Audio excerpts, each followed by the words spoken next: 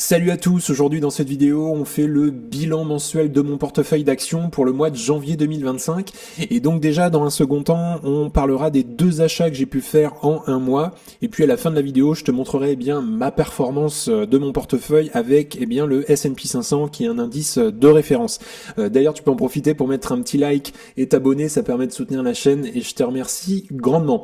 Alors quelques petits récaps comme d'habitude, j'ai commencé moi à investir en bourse en octobre 2021 à l'âge de 23 ans et le but c'est de maximiser évidemment les montants investis chaque mois puisque c'est assez important d'investir fortement dès le début et c'est là que tout se joue entre guillemets. J'utilise pour rappel deux brokers principalement, alors c'est deux Giro pour les ETF aujourd'hui, j'ai des actions bien évidemment dessus mais aujourd'hui principalement j'achète mes actions sur Interactive Brokers. Alors je le rappelle, j'investis uniquement quand mes prix cibles sont touchés, donc il arrive parfois que je n'investis pas dans des actions pendant un petit moment, j'achète pas à n'importe quel prix, c'est hyper important de faire ses propres analyses et je le rappelle ici, je fais de l'investissement long terme, ce qu'on appelle du stock picking et je fais pas du tout de trading d'actions. Donc si on regarde pour le mois de janvier sur deux Giro, donc il y a eu un peu de mouvement et notamment j'ai vendu une action.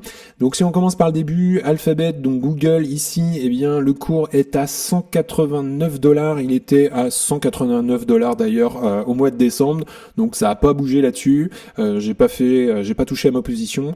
Amazon ensuite, on était à 217, on était à 227 en décembre, donc là ça a un petit peu baissé. Apple, c'est pareil, j'y ai pas touché non plus, hein. On était à 233 donc janvier et donc en décembre on était à 248, donc comme Amazon ça a un peu baissé. Ensuite Microsoft, je n'y touche pas non plus, on est à 415 aujourd'hui à peu près et on était à 447, donc là pour le coup Microsoft a pas mal corrigé. Ensuite du Nvidia, pareil je garde, hein, on est à 131 aujourd'hui, Nvidia a quand même un peu corrigé, on était à 134 au mois de décembre.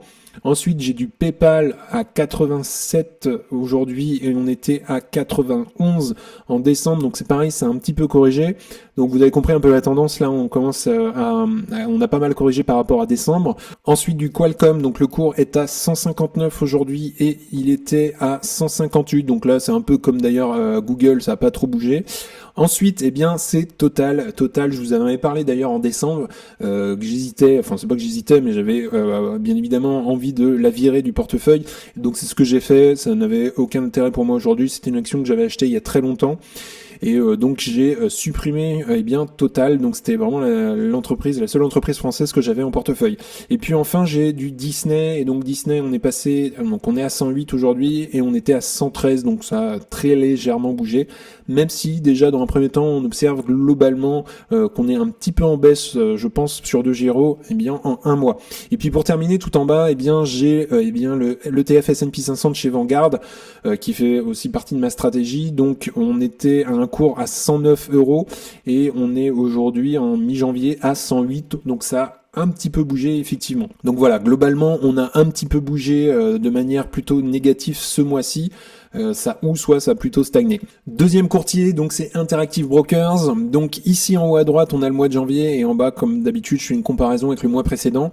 J'ai renforcé un peu de Enphase, donc aujourd'hui le cours il est à 65, à peu près 66, et il y a un mois on était à 73, donc Enphase a corrigé, d'ailleurs j'en ai profité pour la renforcer. Ensuite du Celsius, là j'en ai pas mal acheté, on est à 26 à peu près le cours de l'action, on était à 31, voire même 32 au mois de décembre, donc voilà, deuxième action qui a pas mal corrigé, j'en ai profité pour la renforcer dans la baisse. Donc ensuite on a du Disney, comme sur deux Giro ici, donc on est à 108 et il y a un mois on était à 113, donc ça a très légèrement bougé. Ensuite Visa, j'y ai pas touché non plus, donc on est à 309 aujourd'hui, on était à 314, donc très légèrement corrigé, mais c'est pas grand chose. On est quand même très loin de mon prix d'achat pour Visa. J'aimerais bien la renforcer cette action. Ensuite, on a du PayPal, donc j'en avais aussi sur deux Giro. On est à 87 et il y a un mois, on est à 91, donc un petit peu corrigé celle-là aussi. Google, on en a parlé, c'est pareil. Donc là, ça a stagné, j'y ai pas touché également. Et puis enfin du Tesla. Alors là, Tesla, c'est une action assez volatile. Et donc il y a aujourd'hui on est à 400 $ l'action et il y a un mois on était à 435. Donc ça bouge pas mal sur Tesla, hein. C'est une entreprise surtout qui bouge pas mal, j'allais dire, en ce moment, à cause, ou peut-être grâce, je ne sais pas, à Elon Musk, et vu qu'on a pas mal de réactions internationales, notamment sur le personnage. Donc ce mois-ci, j'ai fait 2 achats, vous en doutez, c'est Celsius et donc Enphase, donc on va regarder rapidement la valorisation des 2 actions et pourquoi d'ailleurs j'ai renforcé à ce moment-là. Donc ici, on est à 26 $ l'action, donc on a une belle croissance du chiffre d'affaires ces dernières années, c'est vraiment une entreprise de croissance encore, une belle croissance des free cash flow, d'ailleurs on le voit sur les free cash flow par action, ils sont en positif surtout depuis 2022, et donc on a du plus 202%, plus 18, plus 36, donc c'est vraiment très encourageant. Si on regarde pareil, le RSE en 2023 était à 9,83, il était en 2022 à 9,42, donc on a une belle augmentation de tout ça. Les marges brutes en 2023 on était à 48%, voilà, donc on est autour des 50% de marge brute aujourd'hui, donc pas de problème sur cet aspect-là. Par contre, il y a effectivement pas mal de dilution de l'actionnariat. Alors j'allais dire, elle s'est faite surtout entre 2014 et 2021. Depuis 2021, quand même, ça stagne, il n'y a pas une grosse dilution. Donc à voir comment ça évolue. Et puis pour rappel, donc Celsius, entreprise qui fabrique bien des produits, des boissons énergisantes et notamment plutôt axées santé bien-être. Et donc ici, on voit le marché globalement est plutôt aux États-Unis. C'est une entreprise américaine, mais on a surtout une arrivée des produits en Europe et en France surtout depuis le dernier trimestre de l'année 2024. Donc cette part Europe et reste du monde va prendre un peu plus de place et ça c'est tant mieux. Donc si on regarde la valorisation de Celsius, on est à 26 $ à peu près l'action aujourd'hui. Les free cash flow par action les 12 derniers mois sont à 0,71 et donc le ratio prix-free cash flow lui aujourd'hui il est à 37,22. La moyenne 5 ans elle est à 336 et la moyenne 10 ans 151. Alors comme ça veut un peu rien dire puisque quelque part ils étaient en négatif, donc on a des chiffres un peu déments. Et si on essaye de se projeter un tout petit peu, globalement en mettant un taux de croissance de 12%, on va rester assez optimiste, et puis en mettant un ratio prix-free cash flow de 25, donc globalement, si on vise un retour sur investissement de 12% ou 13% en ayant une marge de sécurité, donc à 13% on serait à 27 $ l'action, donc on est pile dedans en ce moment. Si on vise du 12%, on sera à 29. Si on vise du 11%, on sera à 31. Donc voilà, pour moi aujourd'hui, Celsius c'est une entreprise qui est à son juste prix, qui permet aussi d'avoir un retour sur investissement assez intéressant aujourd'hui. Si on regarde maintenant, Enphase, donc Enphase entreprise qui a pas mal corrigé en bourse, on est à 65 $ l'action. Le chiffre d'affaires est en train de reculer un petit peu, ça c'était assez prévisible. Il y a les taux d'intérêt qui n'aident pas, même s'ils sont en train, bien évidemment, de baisser. Si on regarde un petit peu en termes de valorisation, pourquoi je l'ai renforcé, on est à 26,30, donc le ratio prix-free cash flow. La moyenne 5 ans est à 60 et la moyenne 10 ans à 38. Donc globalement, on est bien en dessous aujourd'hui. Si on fixe un petit peu, une taux de croissance à peu près de 10% avec un ratio prix-free cash flow de 25 pour Enphase, qui est une entreprise dont j'ai pas mal de convictions et qui a évidemment de la croissance à venir pour moi, aujourd'hui on serait, si on veut une marge de sécurité, toujours pareil, avec un bon retour sur investissement, à 13% on serait à 60 $ l'action, à 12% on serait à 66, à 11% on serait à 71. Donc voilà, globalement aujourd'hui moi c'est une entreprise qui me paraît intéressante sur le papier et qui me paraît bien évaluée pour avoir un retour sur investissement assez sympa. Alors globalement aujourd'hui je renforce les 2 actions Celsius et Enphase, je construis doucement mes positions, mais je suis en train de regarder de nouvelles actions, de nouvelles entreprises. D'ailleurs tu peux aller voir la vidéo sur les actions du mois de janvier. Donc maintenant si on regarde ma performance avec le S&P 500, donc qui est le marché, je le rappelle en rose, la courbe ici c'est bien l'addition de mes 2 portefeuilles, de Giro et Interactive Brokers, et en violet on a le S&P 500 et ça permet tout simplement de comparer si on fait mieux ou moins bien que le marché.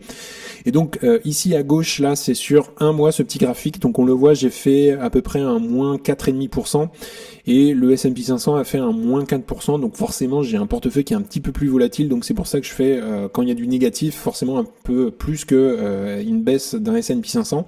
Donc voilà, sur un mois on l'a vu, globalement on a fait plutôt une correction, mais c'est très léger, et on le voit plutôt là sur du long terme. Donc je le rappelle, vu que j'ai commencé en 2021, on voit très clairement que ça se suivait, les 2 courbes c'était assez touche-touche et ça a commencé à se séparer à peu près 1 an et demi après.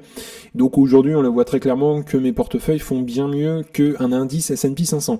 Donc on le voit en décembre, on était ici tout en haut, et ce qui représente à peu près sur la courbe de janvier, ici le point le plus haut, et on le voit cette correction, d'ailleurs il y a eu pas mal de volatilité parce que ça, on le voit très clairement, il y a des dents de scie, et on le voit aussi sur la courbe violette, donc il y a le S&P 500. Il y a pas mal de volatilité en ce moment et on le voit très clairement qu'on est en train de corriger. Mais ce qu'il faut retenir surtout, c'est le long terme qui fera la différence. Je le répète, la courbe violette suit la courbe rose ici, hein, on fait globalement moins bien, voire aussi bien peut-être que le S&P 500, mais on le voit au bout d'un an et demi, et bien qu'à partir de 2023 pour moi, eh bien la courbe rose a bien dépassé l'indice S&P 500 et aujourd'hui je fais bien mieux qu'un indice S&P 500 qui, je le rappelle, a une performance historique d'à peu près 9-10% par an. Donc voilà, globalement, on reste sur une stratégie long terme, stock picking, et c'est le long terme qui fera la différence. Alors pour conclure, je m'en tiens ici à mon tableur avec mes précis pour passer à l'action. J'ai tout un tableur, vous pouvez créer ça facilement sur Google Sheets et fixer un prix d'achat qui vous semble intéressant d'après tes analyses, et une fois que c'est atteint ce prix cible, il n'y a plus de questions à se poser, le travail a été fait auparavant. Et il faut investir régulièrement, et ce qu'on doit en tirer un petit peu ici dans la vidéo, ça fait que 3 ans maintenant que j'ai investi, un petit peu plus, et donc c'est une période assez courte pour avoir du recul en bourse, mais globalement on le voit ici, c'est un bilan qui est encourageant, j'ai une performance qui est bien supérieure au S&P 500, alors forcément au bout d'un moment ça va commencer certainement à se tasser un petit peu, mais c'est très encourageant, il faut continuer évidemment à faire ces analyses, il faut aussi accumuler du cash, surtout un petit peu plus en ce moment pour ma part, en avoir en réserve, on le sait, on a des marchés qui sont assez élevés en ce moment, donc s'il y a correction, et il y en aura bien évidemment, il faut avoir un peu de réserve, peut-être un petit peu plus que d'habitude, pour évidemment profiter des soldes quand elles vont arriver. Et puis pour terminer, dernier point, je regarde de nouvelles actions. Donc je le répète, si t'as pas vu la vidéo sur les actions du mois de janvier, tu peux aller la voir sur la chaîne. Et je cherche évidemment les nouveaux Google, les nouveaux Microsoft de demain, puisque je trouve que ces actions, d'ailleurs j'investis plus du tout dessus sur Microsoft, sur Apple, puisque je les trouve aujourd'hui très fortement valorisées.